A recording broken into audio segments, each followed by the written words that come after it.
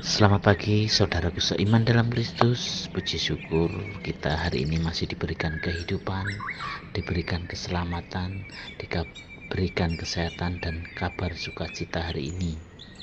Marilah kita siapkan hati dan pikiran kita untuk mendengarkan firman Tuhan. Tuhan beserta kita sekarang dan selama-lamanya. Inilah Injil Yesus Kristus menurut Santo Yohanes bab 8 ayat 51 sampai 59. Aku berkata kepadamu, sesungguhnya barang siapa menuruti firman-Ku, ia tidak akan mengalami maut sampai selama-lamanya. Kata orang-orang Yahudi kepadanya, sekarang kami tahu bahwa engkau kerasukan setan, sebab Abraham telah mati dan demikian juga nabi-nabi. Namun engkau berkata, barang siapa menuruti firman-Ku, ia tidak akan mengalami maut sampai selama-lamanya.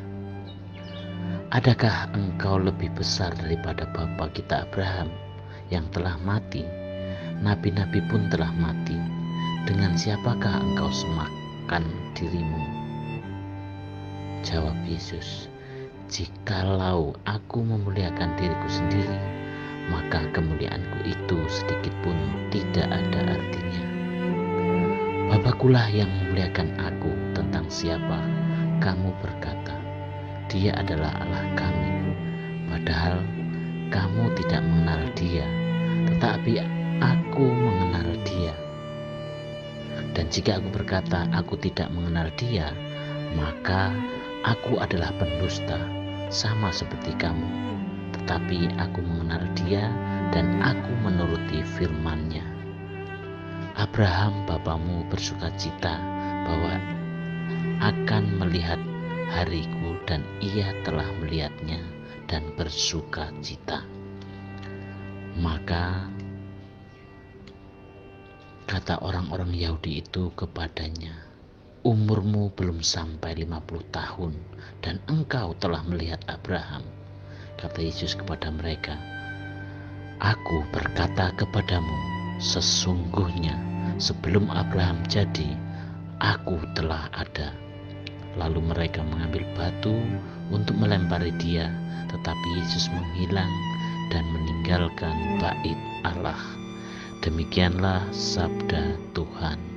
Terpujilah Kristus. Selamat pagi para sahabatku, sahabat suara hati, para seteramarian dan pendengar dimanapun Anda berada. Mengenal itu berbeda dari sekedar tahu. Semisal kita itu mengenal seseorang, pasti kita akan mengetahui orang tersebut dengan lebih mendalam. Demikian juga jika kita mengenal Yesus Kristus, berarti hidup dalam ajarannya. Dalam kisah Injil hari ini, orang-orang Yahudi itu masih memperbincangkan tentang bagaimana mereka ingin menolak keras kehadiran Yesus yang mengatakan bahwa dirinya adalah utusan Allah. Yesus dipandang sebagai orang asing dan kerasukan setan karena hal tersebut tidak sesuai dengan pemahaman orang Yahudi. Namun Yesus membantah bahwa dirinya tidak kerasukan setan dan ia menghormati Bapa. Tetapi orang-orang itu tidak menghormati Yesus. Kehadiran Yesus adalah memuliakan Allah. Setiap orang yang menerima kehendak-Nya akan mendapatkan hidup kekal. Orang Yahudi kemudian membandingkan Yesus dengan Abraham. Abraham, tokoh penting dalam sejarah Yahudi, dan ia sudah mati. Hal itu membuat mereka bertanya, apa dasar Yesus mengatakan akan memberikan hidup kekal? Yesus mengatakan bahwa ia tidak datang untuk memuliakan dirinya sendiri. Ada perbedaan pemahaman tentang Abraham dari pihak Yesus dan juga orang Yahudi.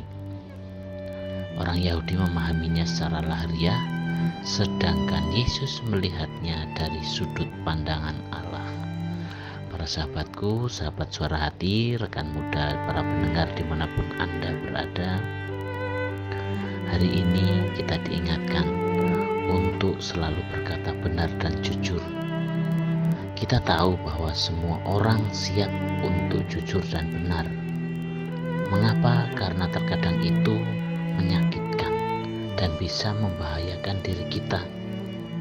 Misalnya, jika kita berada dalam suatu komunitas atau kelompok yang tidak benar dan berusaha untuk melindungi sesuatu, dan jika kita berada dalam situasi ini, pasti kita akan disingkirkan dalam kelompok ini karena berusaha untuk benar dan jujur. Dalam kelompok ini, jika kita bertindak jujur dan benar, kita pasti akan mendapatkan bahaya. Bertindak benar itu tidak akan menyenangkan dalam situasi dalam kelompok seperti ini. Tidak menarik dan banyak sekali tantangannya. Banyak di antara kita akan merasakan kesulitan hidup dalam situasi seperti ini. Dalam bacaan hari ini dikisahkan bahwa Yesus masih tidak disukai oleh orang-orang Yahudi dan para ahli Taurat. Berhadapan dengan situasi ini, Yesus tetap berusaha untuk berkata benar dan jujur. Tujuan kedatangan Yesus adalah untuk melaksanakan kehendak Bapa. Hidup Yesus adalah puncak dari iman kita. Para sahabatku, sahabat suara hati, rekan muda dan para pendengar dimanapun Anda berada, di masa Prapaskah ini, marilah kita berusaha untuk jangan takut berkata benar dan jujur dalam hidup ini, karena iman yang kita miliki. Karena inilah yang dikehendaki oleh Yesus. Jika kita melaksanakan kehendaknya, kita akan selamat. Dan jika kita tidak melaksanakan kehendaknya, kita akan binasa. Untuk itu, hiduplah dengan apa adanya, dengan iman yang kita miliki saat ini. Hidup dalam kebenaran berarti hidup tanpa kepalsuan, hidup tanpa manipulasi. Dengan kata lain, hidup dalam kebenaran berarti hidup secara jujur. Sebagai orang Kristiani, sebagai pengikut Kristus, kita mesti menyadari dan mempraktikkan kebenaran dalam kehidupan ini sebagaimana Allah yang adalah sumber kebenaran untuk hidup kita. Dan semoga kabar sukacita yang diwartakan oleh Allah sungguh-sungguh bisa membawakan kabar keselamatan untuk banyak orang.